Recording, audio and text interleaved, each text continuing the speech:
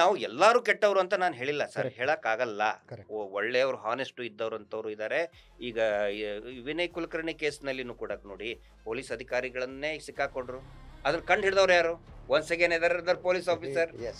So ಈ ಕೇಸಲ್ಲಿ SITನೂ ಕೂಡ ಲಾಟ್ ಆಫ್ ಹಾನೆಸ್ಟ್ ಆಫೀಸರ್ಸ್ ಅಂದ್ರೆ ಈಗ ವಿನಯ್ ಕುಲಕರ್ಣಿ ಕೇಸಲ್ಲಿ ಆ ಇನ್ಸ್ಪೆಕ್ಟರ್ಗೆ 7 ವರ್ಷ ಈಗ ಜೈಲ್ ಶಿಕ್ಷೆ ಆಯ್ತು. ನಿಮಗೂ ಗೊತ್ತಿದೆ, ನೀವು ಧಾರವಾಡದವ್ರು. ಹಾ, ಅವನಿಗೆ 7 ವರ್ಷ ಆಯ್ತು.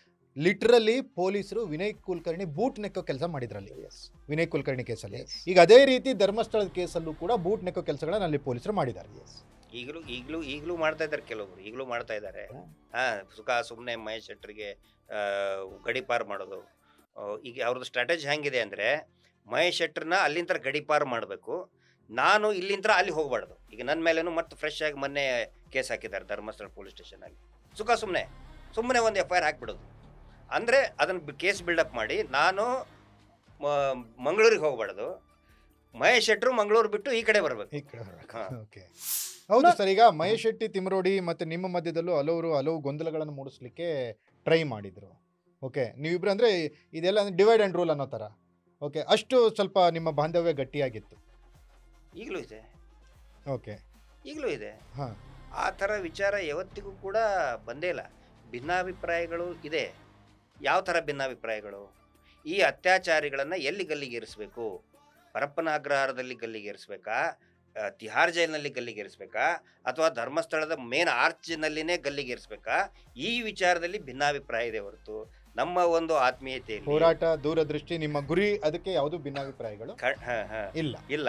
ನಮ್ದು ಆತ್ಮೀಯತೆ. ಆಮೇಲೆ ನ್ಯಾಯಾಲಯದಲ್ಲಿ ನಿನ್ನೆ ಒಂದು ಹಿನ್ನಡೆ ಆಯ್ತಲ್ಲ ಸರ್, ಮಹೇಶ್ ಶೆಟ್ಟಿ ತಿಮರೋಡಿ ಅವರು ಹಾಕಿರೋ ಅರ್ಜಿಯನ್ನ ಕೋರ್ಟ್ ಡಿಸ್ಮಿಸ್ ಮಾಡ್ತು. ಅಲ್ಲ, ಡಿಸ್ಮಿಸ್ ಅಂತಂದ್ರೆ ಹಂಗಲ್ಲ, ನಾಟ್ ಡಿಸ್ಮಿಸ್ಡ್ ಆಕ್ಚುಲಿ. ಅದು ಅಪೀಲ್ ಅಥಾರಿಟಿ ಇಸ್ ಡಿಫ್ರೆಂಟ್. ಇದರಲ್ಲೇ ಎಕ್ಸ್ಟ್ರಾಡಿಷನ್ ನಲ್ಲಿ, ಗಡಿಪಾರ್ನಲ್ಲಿ high court is not the authority, chief secretary is the authority. So ನೀವು ಚೀಫ್ ಅಥಾರಿಟಿ, ದೇರ್ ಇಸ್ ಒಂದು ಇದೆ ಅಲ್ಲ ಅಲ್ಲಿ, ಸರ್ಕಾರಕ್ಕೆ ಹೋಗ್ಬೇಕು. ಸರ್ಕಾರಕ್ಕೆ ಹೋಗಿ ಅಲ್ಲಿ ಆಗ್ಲಿಲ್ಲ ಅಂತ ಹೇಳಿದ್ರೆ ನಮ್ ಕಡೆ ಬನ್ನಿ. ಮತ್ತೆ ಈ ಚೀಫ್ ಸೆಕ್ರೆಟರಿ ವಿಚಾರಕ್ಕೆ ಬಂದ್ರಿ ನೀವು, ನನಗೆ ಇರುವುದೇನು ಅಂದ್ರೆ, ಚೀಫ್ ಸೆಕ್ರೆಟರಿ ಅವರ ಕೈಯಲ್ಲಿರುವ 1,000 ಪೇಜಿನ SIT ವರದಿ ಅಲ್ವಾ, ಅದನ್ನ ಬಹಿರಂಗ ಪಡಿಸೋದಕ್ಕಾಗ್ಲಿ, ಅದರ ಅಂಶಗಳನ್ನಾದ್ರೂ ಹೊರಗೆ ಹಾಕೋದಕ್ಕಾಗ್ಲಿ ಯಾಕೆ ಶಾಲಿನಿ ರಜನೀಶ್ ಅವರು ಸಿದ್ಧರಾಗ್ತಾ ಇಲ್ಲ? ಅಲ್ಲ, ಅವ್ರಿಗೆ ಕೇಳಕ್ ಬರಲ್ಲ ನಾವು. ಸರ್ಕಾರ ಯಾಕೆ ಸಿದ್ಧ ಆಗ್ತಾ ಇಲ್ಲ? ಸರ್ಕಾರ ಮುಖ್ಯಮಂತ್ರಿಗಳು ಯಾಕೆ ತಯಾರಿಲ್ಲ? ಗೃಹ ಸಚಿವರು, ಮುಖ್ಯಮಂತ್ರಿ ಆಗ್ತಾ ಇಲ್ಲ, ಗೃಹ ಸಚಿವರು ಯಾಕೆ ಸರಿ ಇಲ್ಲ? ಅವ್ರು ಅಟ್ಲೀಸ್ಟ್ ಅವರು ಕ್ಯಾಬಿನೆಟ್ ಮುಂದೆ ಹೋಗ್ಬೇಕು. ಹೌದು, ನೀವು ಯಾವಾಗ ಶಾಲಿನಿ ರಜನೀಶ್ ಮುಂದೆ ಅವ್ರಿಗೆ ಕೆಳಗಿಟ್ಟು ಕುತ್ಕೊಳ್ಳೋಕ್ಕಾಗಲ್ಲ. ಅದನ್ನ ಇದು handed over to the cabinet or something. SIT ಇದು ಮಾಡಬೇಕು, ಕ್ಯಾಬಿನೆಟ್ ಡಿಸಿಷನ್ ಅದಾಗಿದ್ದದು. ನೋಡಿ ಸರ್, ಇದರಲ್ಲಿ ಸರ್ಕಾರ ಅದನ್ನ ಬಹಿರಂಗಗೊಳಿಸಲೇಬೇಕು. ಯಾಕಂತ ಹೇಳಿದ್ರೆ ಆ ವರದಿಯಲ್ಲಿ ಮಿಸ್ಸಿಂಗ್ ಕಂಪ್ಲೇಂಟ್ ಬಗ್ಗೆ, ಕಾಣೆಯಾದಂತಹ ಮಹಿಳೆಯರ ಬಗ್ಗೆ ಇದೆ, ಮಾಹಿತಿ ಇದೆ. ಹೌದು. ಆನಂತರ ಅನ್ಕ್ಲೇಮ್ಡ್ ಡೆಡ್ ಬಾಡಿ ಬಗ್ಗೆ ಮಾಹಿತಿ ಇದೆ. And these are suppose to be in public domain. ಅಲ್ಲ, ಇವ್ರು ಹೇಳೋದು ಕೇಳ್ಬಿಟ್ರೆ ಒಂಥರ ಕರಾಳ ಕಥೆಗಳು ಅನ್ನೋ ತರ ಶುರು ಆಗ್ಬಿಡುತ್ತಲ್ಲ ಅಂತ. ಅದ್ರ ಜೊತೆಗೆ ಸರ್, ಎಲ್ಲೆಲ್ಲೋ ಯಾವ್ಯಾವುದೋ ಕನೆಕ್ಷನ್ಗಳು, ಕ್ರಾಸ್ ಕನೆಕ್ಷನ್ಗಳು ಕಾಣ್ತಾ ಇವೆ ನನಗೆ ಅಂತ. ಇಡೀ ಪ್ರಕರಣವನ್ನ ಮುಚ್ಚಿ ಹಾಕುವುದು ಮತ್ತು ಯಾರನ್ನೋ ರಕ್ಷಿಸುವುದರಲ್ಲಿ ನನಗೆ ಬಹಳಷ್ಟು ಜನರ ಕ್ರಾಸ್ ಕನೆಕ್ಷನ್ಗಳು ಕಾಣ್ತಾ ಇವೆ ಸರ್. ಮುಂಚಿನ ನೋಡಿ, CBI ವರದಿ ಕೊಡ್ತು, ಈ ಪೋಸ್ಟ್ ಮಾರ್ಟಮ್ ಮಾಡಿದಂಥ ಅಧಿಕಾರಿಗಳಿಗೆ ಉಗ್ರವಾದಂಥ ಶಿಕ್ಷೆ ಕೊಡಬೇಕು ಅಂತ ಹೇಳ್ತು. ಆ ವರದಿಯನ್ನು ಮುಚ್ಚಿಟ್ರು. ಈಗ ನಾವು ಅದನ್ನು RTI ನಲ್ಲಿ ಹಾಕಿ ತೆಗೆದಿದ್ದೀವಿ. G. ಮಹಾಂತೇಶ್ ಅವರು ಮತ್ತು ಎಲ್ಲ ಇನ್ನೂ ಬೇರೆ RTI ಆಕ್ಟಿವಿಸ್ಟ್, ಅದರಲ್ಲಿ ಬಹಳ ಕ್ಲಿಯರ್ ಆಗಿ CBI ಹೇಳಿದೆ, ಇಲ್ಲಿ ಪೋಸ್ಟ್ ಮಾರ್ಟಮ್ ಮಾಡದಂಥ ಅಧಿಕಾರಿಗಳಿಗೆ ದಂಡನೆಯನ್ನು ಕೊಡಬೇಕು ಅಂತ ಹೇಳಿದ್ರೆ ಎಂಟೈರ್ ವರದಿಯನ್ನೇ ಮುಚ್ಚಿಟ್ಕೊಂಡ್ರು. ಆನಂತರ ಇವರು ವಿಧಾನಸೌಧದಲ್ಲಿ ಈ ಸುರೇಶ್ ಕುಮಾರ್ ಅವರು, ಮಾಜಿ ಕಾನೂನು ಮಂತ್ರಿಗಳು, ಮಾಜಿ ಕಾನೂನು ಸಚಿವರು, ಅವ್ರು ಸಜ್ಜನ ಅಂತ ಕ್ಲೇಮ್ ಮಾಡ್ಕೊಳ್ಳೋರು ಬಹಳಷ್ಟು ಸರ್. ಅವ್ರ ಬಗ್ಗೆ ನನಗೆ ಬಹಳ ಅಭಿಮಾನ ಇತ್ತು ಒಂದು ಕಾಲಕ್ಕೆ. ಅವ್ರ ಜೊತೆಗೆ ನಾನು ಕೆಲಸ ಮಾಡಿದವನು, ಅವ್ರು ಕೆಲಸ ಮಾಡಿದವನು, ಬಹಳ ಅಭಿಮಾನ ಇತ್ತು. ಬಟ್ ಅವ್ರು ಎಂಥ ಒಂದು ದೊಡ್ಡ ಡ್ರಾಮಾ ಮಾಡ್ತಾರೆ ಅಂತ ಹೇಳಿದ್ರೆ ಸರ್, ಇದನ್ನು ಜನರಿಗೆ ತಿಳಿಸ್ಲೇಬೇಕು ಅಂತ ಹೇಳಿ ತಮ್ಮ ಮುಂದೆ ನಾನು ಹೇಳ್ತಾ ಇದ್ದೆ, ತಮ್ಮ ಮುಖಾಂತರ. 2023ರಲ್ಲಿ ಸಂತೋಷ್ ರಾವ್ ಖುಲಾಸೆ ಆದ್ನಲ್ಲ, absolutely not related to the crime ಅಂತ. ಅದು ಒಂದೇ ಅಲ್ಲ, ಹೈಕೋರ್ಟ್ ಇನ್ನೂ ಬ್ಯೂಟಿಫುಲ್ ಆಗಿ ಬರೀತದೆ. ಏನಂತ ಹೇಳಿದ್ರೆ, ದಿಸ್ ಡೆಫಿನೆಟ್ಲಿ ನೀಡ್ಸ್ ರೀಇನ್ವೆಸ್ಟಿಗೇಷನ್. ಇದು ಖಂಡಿತವಾಗಿ ಮರುತನಿಖೆ ಆಗಬೇಕು. ಆದರೆ ಯಾಕೆ ಮಾಡಕ್ಕೆ ಅವ್ರು ಕೊಡಲಿಲ್ಲ, ಹೈಕೋರ್ಟ್ ಕೊಡಲಿಲ್ಲ ಅಂತ ಹೇಳಿದ್ರೆ, due to the long gap ತುಂಬ ಗ್ಯಾಪ್ ಆಯಿತು. Evidence may not be available ಅಂತ ಹೇಳಿ ಅದನ್ನು ಹೈಕೋರ್ಟ್ನಲ್ಲಿ ಕೊಡಲಿಲ್ಲ. ಹೌದಾ? ಇವ್ರೇನ್ ಮಾಡ್ತಾರೆ, ಅದು ಬಂದ ಕೂಡಲೇ ಸಂತೋಷ್ ರಾವ್ ನಿರ್ದೋಷಿ ಅಂದ್ಕೂಡಲೇ ಸಿಕ್ಕಾಪಟ್ಟೆ ಜನ ಗಲಾಟೆ ಮಾಡಕ್ ಸ್ಟಾರ್ಟ್ ಮಾಡ್ತಾರೆ, ಪ್ರೊಟೆಸ್ಟ್ ಆಗುತ್ತೆ. ಮಹೇಶ್ ಶೆಟ್ರು ಒನ್ಸ್ ಅಗೇನ್ ಉಗ್ರ ರೂಪ ತಾಳ್ತಾರೆ. ಅವಾಗ ಏನು ಮಾಡ್ತಾರೆ, ಇವರೊಂದು ಕಮಿಟಿ ಮಾಡ್ಕೋತಾರೆ ವಿಧಾನಸೌಧದಲ್ಲಿ, headed by mister Suresh Kumar. Belthangady Harish Poonja ಅವರೊಂದು ಪ್ರಪೋಸಲ್ ಕೊಡ್ತಾರೆ, ಮರು ತನಿಖೆಗೆ ನಾವು ಕೂಡ ಒಂದು ಅರ್ಜಿಯನ್ನು ಸಲ್ಲಿಸ್ತೇವೆ ಮಾಡಿ ಅಂತಂದು ಹೇಳಿ ಅವ್ರದ್ದೊಂದು ಮೀಟಿಂಗ್ ಮಾಡ್ಕೋತಾರೆ. ಪ್ಯಾರಲಲ್ ಆಗಿ ಒಂದು PIL ಹಾಕ್ತಾರೆ ಹೈಕೋರ್ಟಿಗೆ, without parents of victim. Kusumavathi Chandappa ಗೌಡನ ಹೊರತುಪಡಿಸಿ ಇವರೇ ಈ ಕಾಮಂದನ ಪಡೆ ಅವರ ಕೆಲವೊಂದಿಷ್ಟು ಜನ ವಕೀಲರು, ಅರುಣ್ ಶ್ಯಾಮ್ ಇದ್ದಾರೆ, ಇನ್ನೊಬ್ಬರು ಭಾರದ್ವಾಜನ್ ಅವರು ಸೇರಿಕೊಂಡು ಕುಸುಮಾವತಿಯನ್ನು ಹೊರತುಪಡಿಸಿ PIL ಹಾಕ್ತಾರೆ ಮರು ತನಿಖೆ ಆಗಬೇಕು ಅಂತ. ಅಂದರೆ ಉದ್ದೇಶ ಏನು, ರಿಜೆಕ್ಟ್ ಆಗೋ ಸಲುವಾಗಿ. ಎಷ್ಟೋ ದೀಸ್ ಆರ್ ಆಲ್ ಟೆಕ್ನಿಕ್ಸ್ ಇವು.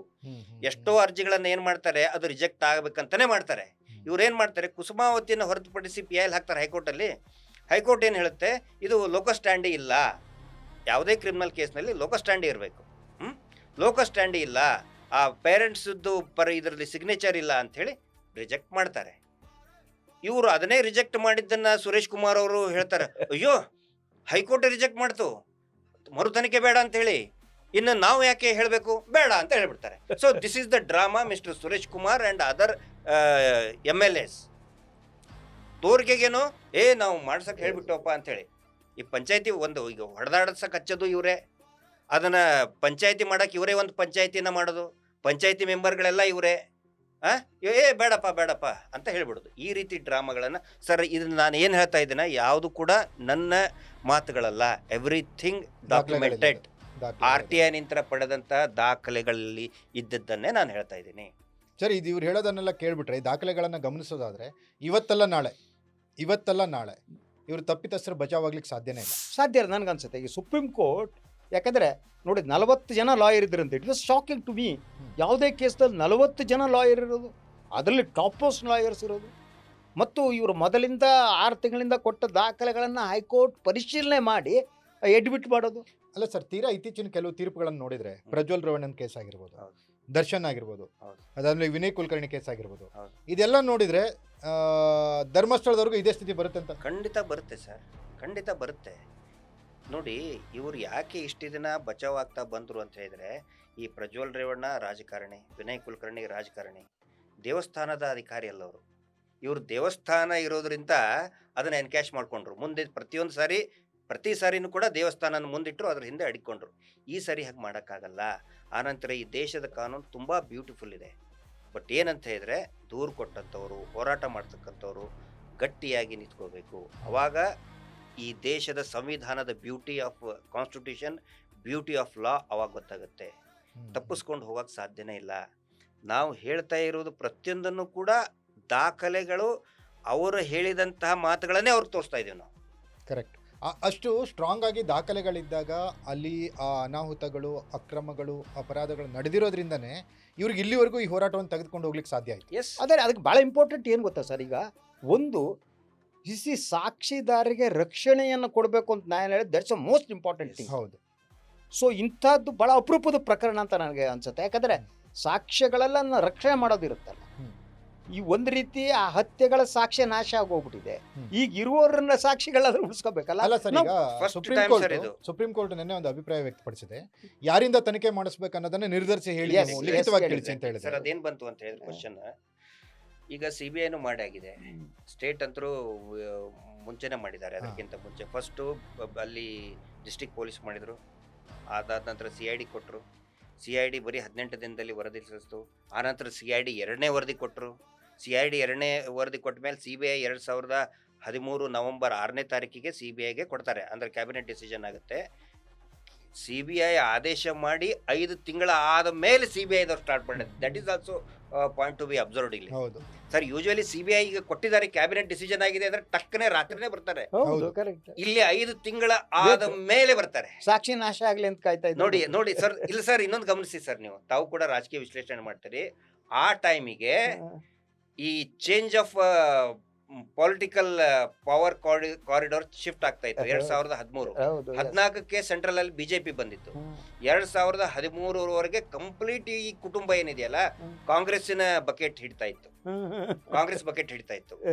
ಅವಾಗ ಏನಾಗುತ್ತೆ, ನಡುವೆ MP ಇಲೆಕ್ಷನ್ 2013 ಆದ್ಮೇಲೆ 14ರದ್ದು ಕೋಡ್ ಆಫ್ ಕಂಡಕ್ಟ್ ಬರ್ತದೆ. ಕೋಡ್ ಆಫ್ ಕಂಡಕ್ಟ್ ಬಂದಾಗ ಇವರು ಕೇಸ್ ರಿಜಿಸ್ಟರ್ ಮಾಡ್ತಾರೆ CBI ದವರು. ಇವರು ಬಿಜೆಪಿ ಶಿಫ್ಟ್ ಆಗ್ಬಿಡ್ತಾರ. ಅವಾಗ ಇವರು ಯಾವಾಗ ಇನ್ವೆಸ್ಟಿಗೇಷನ್ ತುಂಬಾ ನೀಟಾಗಿ ಮಾಡಿದಾರೆ ಸರ್. ನಾನು ಸುಮ್ಮನೆ CBI ಬೈಯೋದಲ್ಲ, ಸ್ಟಾರ್ಟಿಂಗ್ ತುಂಬಾ ನೀಟಾಗಿ ಮಾಡಿದ್ರು. ಬಟ್ ಏನಾತಂತ ಹೇಳಿದ್ರೆ ಚಾರ್ಜ್ ಶೀಟ್ ಕೊಡೋ ಟೈಮ್ ಎಲ್ಲರೂ ಬೆಂಡ್ ಆಗಿ ಹೋಗ್ಬಿಟ್ರು, ತುಸ್ಸಾದ್ರು. ಅಂದ್ರೆ ಈ ಮ್ಯಾರಥಾನ್ ರೇಸ್ ಅಲ್ಲಿ ಫಸ್ಟ್ ರೌಂಡ್ ಜೋರಾಗಿ ಓಡ್ಬಿಟ್ಟು ಆಮೇಲೆ ಫುಲ್ ಆಗಿ ವರದಿಯಲ್ಲಿ ಇದೆ. CBI ದವ್ರು ಕ್ಲಿಯರ್ ಹೇಳ್ತಾರೆ. ಅದರಲ್ಲಿ ಒಬ್ನು ಹೇಳ್ತಾನೆ ಸರ್, ವಿಟ್ನೆಸ್ ಹೇಳ್ತಾನೆ, Ravi Pujari, one of the witness, ಅವನನ್ನ ಕೊಂದಿರುವಂತ ಸಂಶಯ ಇದೆ ಅಂತೇಳಿ CBIಗೆ ಹೇಳ್ತಾನ ಅವನು. CBI ದವ್ರು ಎನ್ಕ್ವೈರಿನೇ ಮಾಡಲ್ಲ. CID ತನಿಖೆ ನಡಿಬೇಕಾದ್ರೆ ಎರಡನೇ ವರದಿಗೆ ಇನ್ನೊಬ್ರು ಸೀನಿಯರ್ ಆಫೀಸರ್ ಬರ್ತಾರೆ. CID ವಾರ್ಜಾಚಾರ್ಯ ಅವಳು ಹೇಳ್ತಾ ಇರ್ತಾಳೆ, ನಾನ್ ನೋಡಿದೆ ಸೌಜನ್ಯಾಳನ್ನ ನಮ್ಮ ದಣಿನೇ ತಗೊಂಡ್ ಬಂದಿದ್ರು ನಮ್ಮ ಮನೆಗೆ, ಅಳ್ತಾ ಇತ್ತು ಮಗು, ಆ ಬ್ಲಡ್ ಅನ್ನ ನಾನೇ ಒರ್ಸ್ ಹಾಕಿದೀನಿ ಅಂತ ಹೇಳ್ತಾ ಇತ್ತು. CID ಸೆಕೆಂಡ್ ವರದಿ ಕೊಡೋದಕ್ಕೆ ಬರ್ತದೆ, ಟೀಮ್ ಬರ್ತದೆ, ಬಾವಿಯಲ್ಲಿ ಬಿದ್ದು ಸಾಯ್ತಾಳೆ. ಬಾವಿಯಲ್ಲಿ ಅಂದ್ರೆ ಅವಳ ಡೆಡ್ ಬಾಡಿ ಬಾವಿಯಲ್ಲಿ ಇರ್ತದೆ. ಸ್ವತಃ ಹೇಳ್ತಾರೆ ಯಾರು, ವಿಠಲ್ ಗೌಡ್ರು ಹೇಳ್ತಾರೆ, ಸರ್ ವಾರ್ಜಾಚಾರ್ಯ ಸತ್ತಿದ್ದಾಳೆ, ಹೋಗೋಣ ಬನ್ನಿ ಅಂದ್ರೆ ನಾ ಹೋಗಲ್ಲ. ಅಲ್ಲಿ CID ಅಧಿಕಾರಿಗಳು ಹೇಳ್ತಾರೆ, ನಾ ಹೋಗಲ್ಲ, ಅದು ಸ್ಥಳೀಯ ಪೊಲೀಸರ ಕೆಲಸ, ನಾವು ಮಾಡೋ ಕೆಲಸ ಅಲ್ಲ ಅಂತ. ಎಲ್ಲವೂ ಕೂಡ ಆನ್ ರೆಕಾರ್ಡ್ ಇದೆ. ಇದನ್ನ ತೋರಿಸಿದ್ರೆ ಅರ್ಥ ಆಗುತ್ತಲ್ಲ ಸರ್ ಸುಪ್ರೀಂ ಕೋರ್ಟಿಗೆ? Yes, I think so. ಆಗುತ್ತಲ್ಲ. ಎಸ್, ಮತ್ತೆ ಬಟ್ ಇವಾಗ ನೋಡಿದರೆ ಸುಪ್ರೀಂ ಕೋರ್ಟ್ ಎಸ್ ನ್ಯಾಯ ಸಿಗುತ್ತೆ ಅನ್ನುವ ವಾತಾವರಣ ಸೃಷ್ಟಿಯಾಗಿದೆ. That much. ಅಲ್ಲ, ಈಗ ಸುಪ್ರೀಂ ಕೋರ್ಟಿನ ಕಣ್ಗಾವಲಿನಲ್ಲಿ ಈ ಎಲ್ಲ ದಾಖಲೆಗಳು ಸುಪ್ರೀಂ ಕೋರ್ಟ್ನ ಗಮನಕ್ಕೆ ಬಂದ ಮೇಲೆ ನಡೆಯೋ ತನಿಖೆ ಇರುತ್ತಲ್ಲ, ಹೌದು, ಇಷ್ಟು ವರ್ಷಗಳ ನಡೆದಿರೋ ತನಿಖೆಗಿಂತ ಭಿನ್ನವಾಗಿರುತ್ತೆ. ಭಿನ್ನವಾಗುತ್ತೆ. ಅದ್ರ ನಡುವೆ ಇನ್ನೊಂದು ಏನು ಗೊತ್ತಾ ಸರ್, ಈಗ ಏನು ಸುಪ್ರೀಂ ಕೋರ್ಟ್ ಕೇಳಿದೆ ಯಾವ ರೀತಿಯ ತನಿಖೆ ಮಾಡಬೇಕು ಅಂತ, ಇದನ್ನ ರಾಜ್ಯ ಸರ್ಕಾರ ಹೇಳಬೇಕು. ಈಗ ರಾಜ್ಯ ಸರ್ಕಾರ ಹೇಳಬೇಕು. ಮತ್ತೆ ನಮ್ಮ ಡಿಮಾಂಡ್ ಏನಂತ ಹೇಳಿದ್ರೆ, ಇದು ನ್ಯಾಯಾಂಗದ ಸುಪರ್ದಿಯಲ್ಲಿನೇ supervised by a retired or sitting judge. Yes, ಈ ರೀತಿ ಆದಾಗ ಮಾತ್ರ, ಯಾಕಂದ್ರೆ CBIನೇ ಮಾಡಾಗಿದೆ. ಇದನ್ನ ಬಿಟ್ಟು ಬೇರೆ ಯಾರು ಇಲ್ಲ ಈ ದೇಶದಲ್ಲಿ. ಇನ್ನೇನು ಟ್ರಂಪ್ ಕಡೆ ಹೋಗ್ಬೇಕಾ, FBI ಹೋಗ್ಬೇಕಾ? ಇಲ್ಲ, ನಮ್ಮ ದೇಶದ ವ್ಯವಸ್ಥೆಯಲ್ಲಿ ಸರ್ ಈ ತನಿಖೆ ಮಾಡೋದು CBI ಬಿಡಿ, ಲೋಕಲ್ ಪೊಲೀಸ್ ಒಬ್ಬ ಹೆಡ್ ಕಾನ್ಸ್ಟೇಬಲ್ ಮಾಡ್ತಕ್ಕಂಥ ಇನ್ವೆಸ್ಟಿಗೇಷನ್ ಕೆಲಸ ಸರಿಯಾಗಿ ಮಾಡಿಬಿಟ್ರೆ ಒಬ್ಬ ಹೆಡ್ ಕಾನ್ಸ್ಟೇಬಲ್ ಮಾಡಿ ಮುಗಿಸುವಂತ ಕೆಲಸ ಇದೆ. ಹೌದು. ಈಗ ಈ ಸೌಜನ್ಯ ಅನ್ನುವಂಥದ್ದು ಏನಂದರೆ ಸರ್, ಸೌಜನ್ಯ ಒಂಥರ ಅನ್ನಪೂರ್ಣೆ ಥರ ದೇವತೆ ಅನ್ನೋ ಥರದ್ದು ಹೀಗಾಗ್ಬಿಟ್ಟಿದೆ. ಈಗ ಸೌಜನ್ಯ ಇಶ್ಯೂಸ್ ಬಂದಮೇಲೆ ತುಂಬ ಜನ ತುಂಬ ರೀತಿಯಿಂದ ಅನುಕೂಲಗಳನ್ನೆಲ್ಲ ಮಾಡ್ಕೊಂಡಿದ್ದಾರೆ. ಪೊಲೀಸ್ ಅಧಿಕಾರಿಗಳಾಗಿರ್ಬೋದು, ಬೇರೆ ಬೇರೆ ಆಗಿರ್ಬೋದು, ಮಾಧ್ಯಮಗಳ ವಿಚಾರಗಳು ಅಂತ ಬಂದಾಗ್ಲೂ ಕೆಲವೊಂದು ಆಗಿರುತ್ತೆ. ಅದೇ ರೀತಿ ಕೆಲವು ಆರೋಪಗಳಿತ್ತು ಗಿರೀಶ್ ಅವರೇ. ಇದೊಂದು ನೇರವಾಗಿ ನನ್ನ ಕೊನೆ ಪ್ರಶ್ನೆ ನಿಮಗೆ. ಇಲ್ಲ, ಬೇರೆ ಅವರ ವೈಯಕ್ತಿಕ ಹಿತಾಸಕ್ತಿಗೋಸ್ಕರ ಸೌಜನ್ಯ ವಿಚಾರವನ್ನು ಇಟ್ಕೊಂಡು ಹೋರಾಟ ಮಾಡ್ತಿದ್ದಾರೆ ಅನ್ನೋದು, ಇದನ್ನ ಯಾವ ರೀತಿ ನೀವು ತಿರಸ್ಕರಿಸ್ತೀರಿ? ಅಲ್ಲ, ವೈಯಕ್ತಿಕ ಹಿತಾಸಕ್ತಿ ಅಂದ್ರೆ ಏನು? ಯಾವ ರೀತಿನೂ ಆಗಿರ್ಬೋದು. ದುಡ್ಡು ಬೇಕು ಅಂತನಾ? ಅಲ್ಲ, ಯಾವ ರೀತಿನೂ ಅಲ್ಲ ಅಲ್ಲ ಅದೇ ಇರ್ಬೋದಲ್ಲ. ಯಾವುದೇ ಅಲ್ಲ ಕೇಳಿ, let us be very Frank. ವೈಯಕ್ತಿಕ ಹಿತಾಸಕ್ತಿ ಅಂತ ಹೇಳಿದ್ರೆ ನಮಗ್ ದುಡ್ಡು ಬೇಕು ಅಂತ ಹೇಳಿ, ಇವ್ರಕ್ಕಿಂತ ದೊಡ್ಡ ಸಾಫ್ಟ್ವೇರ್ ಯಾರು ಸರ್? ಕೇಳದವರಿಗೆಲ್ಲ ಮೂಟೆಗಟ್ಟಲೆ ಕೊಡ್ತಾ ಇದ್ದಾರೆ. ಅಲ್ಲೇ ಅಡ್ಜಸ್ಟ್ ಮಾಡ್ಕೋಬೋದಾಗಿತ್ತು. ಅಲ್ಲೇ ಮುಂಚೆ ಇಲ್ಲಿ ತನಕ ಯಾಕೆ ಬರ್ಬೇಕಾಗಿತ್ತು? ಆ ನಂತರ ನಾವು ಅವ್ರನ್ನೇನಾದ್ರೂ ಬ್ಲ್ಯಾಕ್ ಮೇಲ್ ಮಾಡೋದಿತ್ತು ಅಂತ ಹೇಳಿದ್ರೆ ಕೋರ್ಟಿಗೆ ಯಾಕೆ ಹೋಗ್ತಾ ಇದ್ವಿ? ಕೋರ್ಟಿಗೆ ಯಾಕೆ ಹೋಗ್ತಾ ಇದ್ವಿ? ನಾವು ವೈಯಕ್ತಿಕ ಹಿತಾಸಕ್ತಿ ಅಂತ ಖಂಡಿತ ಇದೆ, ಹಿತಾಸಕ್ತಿ ಇದೆ ಡೆಫಿನೆಟ್ಲಿ. ಏನು ವೈಯಕ್ತಿಕ ಹಿತಾಸಕ್ತಿ? ನನ್ನ ಮನೆಯ ಹೆಣ್ಮಕ್ಳು ಸೇಫ್ ಆಗಿರ್ತಾರೆ ನಾಳೆ, ಅದು ನನ್ನ ಸ್ವಾರ್ಥ. ನಮ್ಮೆಲ್ಲರಿಗೂ ಕೂಡ ಸ್ವಾರ್ಥ ಇದೆ ಇದರಲ್ಲಿ. ಸೇಫ್ ಆಗಿರ್ಬೇಕು ಸರ್. ನಾಳೆ ಏನಂತ ಉತ್ತರ ಕೊಡೋಣ ನಾವು? ಮನೆ ಹೆಣ್ಮಕ್ಳು ಹೊರಗಡೆ ಹೋದ್ರೆ ಯಾವಾಗ ಬರ್ತಾರಂತ ಟಕ ಟಕ ಟಕ ಇದನ್ನಾಗ್ತಾ ಇರ್ತದೆ ಇಂಥ ಕಾಮುಕರು. ನಾಳೆ ಯಾವುದೋ ಪ್ರಭಾವಿ ಎತ್ಕೊಂಡು ಹೋಗ್ಬಿಟ್ಟ ಅಂದ್ಕೊಳ್ಳೆ, ಅಯ್ಯೋ ಕೇಳಬಾರ್ದಪ್ಪ, ಕೇಳಿದರೆ ಇದು ಪರಮ ಪೂಜ್ಯರಿಗೆ ಅಪಮಾನ, ದೇವಸ್ಥಾನಕ್ಕೆ ಅಪಮಾನ. ನೀವು ಈಗ ಜಸ್ಟ್ ಕೇಳಿದ್ರಿ ಸೌಜನ್ಯ ಅನ್ನಪೂರ್ಣೇಶ್ವರಿಯನ್ನು ಹೇಳಿದ್ರಲ್ಲ, ಸೌಜನ್ಯ ಹೊರನಾಡು ಅನ್ನಪೂರ್ಣೇಶ್ವರಿಗೆ ಹೋಗಬೇಕು ಅಂತ ಹೇಳಿ, ಬಟ್ ಅವತ್ತಿನ ದಿನ ನೆಕ್ಸ್ಟ್ ಡೇ ಎಲ್ಲಿ ಹೋಗ್ಬೇಕಾಗಿತ್ತು ಅವಳು? ಹೊರನಾಡಿಗೆ ಹೋಗೋಳಿದ್ಲು. ಆ ಬಟ್ಟೆ ಅವಳದು ಚೂಡಿದಾರ ಇದೆ ಅವಳ ಮನೆಯಲ್ಲಿ, ಆ ಚೂಡಿದಾರ ಅನ್ನಪೂರ್ಣೇಶ್ವರಿಗೆ ಹೋಗ್ಬೇಕು ಅಂತ ಹೇಳಿ ಹೊಸ ಚೂಡಿದಾರ ಹಾಕ್ಕೊಂಡು ಹೋಗ್ಬೇಕು ಅಂತ ಹೇಳಿ, ಆ ದುಡ್ಡು ಕೂಡ ಅವಳೇ ದುಡಿದಿದ್ದ ದುಡ್ಡು. ಕ್ಯಾಂಟೀನಲ್ಲಿ ಅವಳು ದುಡಿದಂತಹ ದುಡ್ಡಿನಿಂದ ಬಟ್ಟೆ ಹೊಲಕ್ಕೆ ಕೊಟ್ಟಿರ್ತಾಳೆ. ಯಾರಿಗೆ? ವರ್ಷಾಳ ತಾಯಿಗೆ ಅವತ್ತಿನ ದಿನ ಮಿಸ್ಸಿಂಗ್ ಆಯ್ತಲ್ಲ, ಆ ಕಾಲೇಜ್ ಬಿಡ್ಬೇಕಾದ್ರೆ ವರ್ಷ ಹೇಳ್ತಾಳೆ, ಸಜ್ಜು, ಅವಳಿಗೆ ಸಜ್ಜು ಅಂತಿದ್ರಲ್ಲ, ಸೌಜನ್ಯ ಅಂತಿದ್ದಿಲ್ಲ, ಸಜ್ಜಕ್ಕ ಅಂತಾರೆ ಸೌಜನ್ಯಗೆಲ್ಲರು. ಸಜ್ಜಕ್ಕ, ನಿಂದು ಅಮ್ಮ ಬಟ್ಟೆ ಹೊಲ್ದಿಟ್ಟಿದ್ದಾಳೆ, ತೊಗೊಂಡು ಹೋಗು. ಹೌದು ತೊಗೊಂಡು ಹೋಗ್ತೇನೆ, ನಾನು ನಾಳೆ ಹೊರನಾಡಿಗೆ ಹೋಗ್ಬೇಕು, ನಾನು ತೊಗೊಂಡು ಹೋಗ್ತೀನಿ ಅಂತ ಹೋದಂತಹ ಮಗು ಅದು. ಅಂಥ ಮಗುನ ಈ ರೀತಿ ಮಾಡಿ ಕೊಂದು ನ್ಯಾಯ ಕೇಳದವ್ರನ್ನೇ ಅಪರಾಧಿಗಳು ಅಂತ ಹೇಳ್ತಾ ಇದ್ದಾರೆ. ಅನ್ನಪೂರ್ಣೇಶ್ವರಿ ಬರೆದಿದ್ದಾಳೆ ಸರ್, ಅವಳು ಚೀಟಿ ಇದೆ, ನಾನು ನಿಮಗೆ ತೋರಿಸ್ತೀನಿ. ಸೌಜನ್ಯ ಹ್ಯಾಂಡ್ ರೈಟಿಂಗ್ನಲ್ಲಿ ಒಂದು, ಹೊರನಾಡು ಅನ್ನಪೂರ್ಣೇಶ್ವರಿಗೆ ಒಂದು ಬರೆದಿದ್ದಾಳೆ, ಮತ್ತು ಕೊಲ್ಲೂರು ಮೂಕಾಂಬಿಗೆ ಸ್ವೀಕರಿಸು ಪುಷ್ಪಾರ್ಚನೆ ತಾಯಿ ಮೂಕಾಂಬಿಗೆ ಅಂಥೇಳಿ ಸೌಜನ್ಯನೇ ಬರೆದಿದ್ದಾಳೆ. ಅದೇನಾಯಿತು ಅಂತ ಹೇಳಿದರೆ, ಆ ತಾಯಿಗೆ ಇವಳೇ ಒಂದು ಹೂವಾಗಿ ಹೋಗ್ಬಿಟ್ಲು. ಸ್ವೀಕರಿಸು ಪುಷ್ಪಾರ್ಚನೆ ತಾಯಿ ಮೂಕಾಂಬಿಕೆ ಅಂತೇಳಿ ಅವಳು ನೋಟ್ಬುಕ್ಕಲ್ಲಿ ಡೈರಿಯಲ್ಲಿ ಬರೆದಿಟ್ಕೋತಾಳೆ. 2 ಹಾಡು ಬರಿತಾಳೆ, ಅನ್ನಪೂರ್ಣೇಶ್ವರಿಗೆ ಒಂದು ಬರಿತಾಳೆ. ನಾನು ಹೊರನಾಡಿಗೆ ಹೋಗಬೇಕು ಅಂಥೇಳಿ ಆ ಚೂಡಿದಾರ ಪಾಪ ಅವಳಿಗೆ ಸಿಗಲೇ ಇಲ್ಲ.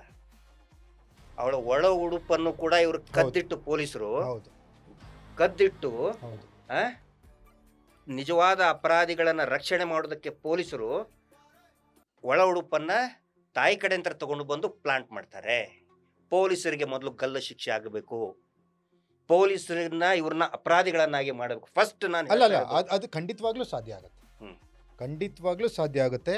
ಈ ತನಿಖೆಯಲ್ಲಿ ಇಷ್ಟೆಲ್ಲ ಲೋಪಗಳು ಇವೆಲ್ಲ ಆದಾಗ ಸರ್, ಇದೆ ಯಾವುದು ಧಾರವಾಡ ಕೇಸ್ ಇದೆಯಲ್ಲ, ವಿನಯ್ ಕುಲಕರ್ಣಿ ಕೇಸ್, ಅದೇ ಕೇಸು, ಅದೇ ಥರದ ಶಿಕ್ಷೆ ಖಂಡಿತವಾಗ್ಲೂ ಅಲ್ಲಿ ಪೊಲೀಸರು ನಾನು ಹೇಳಿದ ಲಿಟ್ರಲಿ ಬೂಟ್ ನಕ್ಕ ಕೆಲಸನ ಮಾಡಿದ್ದಾರೆ. ಎಸ್, ಆದರೆ ವ್ಯತ್ಯಾಸ ಏನು ಗೊತ್ತಾ, ವಿನಯ್ ಕುಲಕರ್ಣಿ ಕೇಸಲ್ಲಿ ಬರೀ ರಾಜಕಾರಣ ಇತ್ತು, ಧರ್ಮ ಇರಲಿಲ್ಲ, ದೇವಸ್ಥಾನ ಇಲ್ಲ, ದೇವರು ಇರಲಿಲ್ಲ, ದೇವಸ್ಥಾನ ಇಲ್ಲ. That is a major.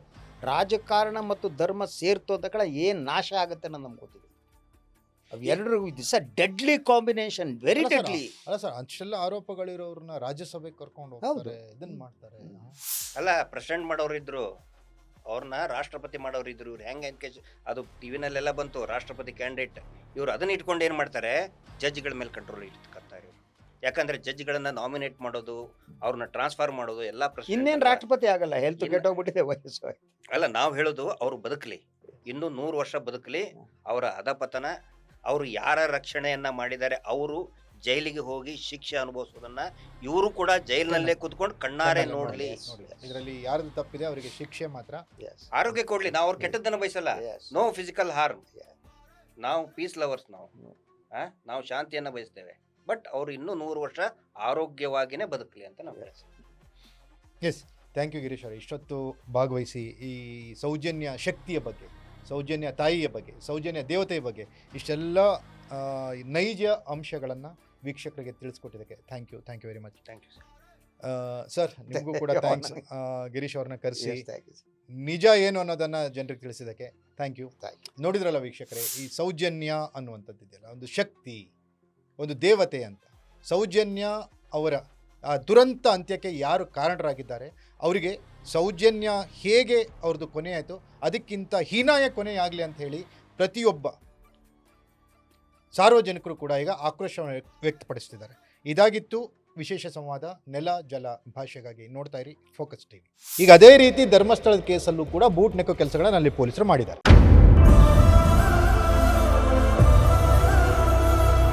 ಅಂದರೆ ನಿಮ್ಗನ್ಸುವಾಗೆ ಈ ಸಾಕ್ಷ್ಯಗಳನ್ನ ಮುಗಿಸುವ, ಅವರ ಇಲ್ಲದಂತೆ ಮಾಡುವುದರ ಹಿಂದೂ ಅದು ಬಿದ್ದುಬಿಡಿದೆ. ಯಾರಾದರೂ ಸ್ವಲ್ಪ ಗೊತ್ತಾಯ್ತು ಅಂತ ಹೇಳಿದ್ರೆ ಒಂದು ಅವ್ರಿಗೆ ಆಮಿಷ ಆದ್ರೂ ಹುಡ್ತಾರೆ, ಇಲ್ಲ ಅಂತಂದ್ರೆ ಅವ್ರನ್ನ ಕೊಂದಾದ್ರೂ ಹಾಕ್ತಾರೆ. ಇವೆಲ್ಲ ಕಾಮನ್ ಇವು, ಇದೇನು ಹೊಸದಲ್ಲ ಅವರಿಗೆ. ಬಟ್ ಸೌಜನ್ಯ ಕೇಸು ಮುಗಿಸಾಕ್ಲಿಕ್ಕೆ ಆಗ್ಲಿಲ್ಲ. ಎಕ್ಸಾಕ್ಟ್ಲಿ, ಯಾಕಂದ್ರೆ ಜನ ಸೇರ್ಬಿಟ್ರು. ಒನ್ಸ್ ಅಗೇನ್ ಇದೇ ಚಿನ್ನಯ್ಯನೇ ಅವಳನ್ನ ಊತಾಕ್ತಿದ್ದ.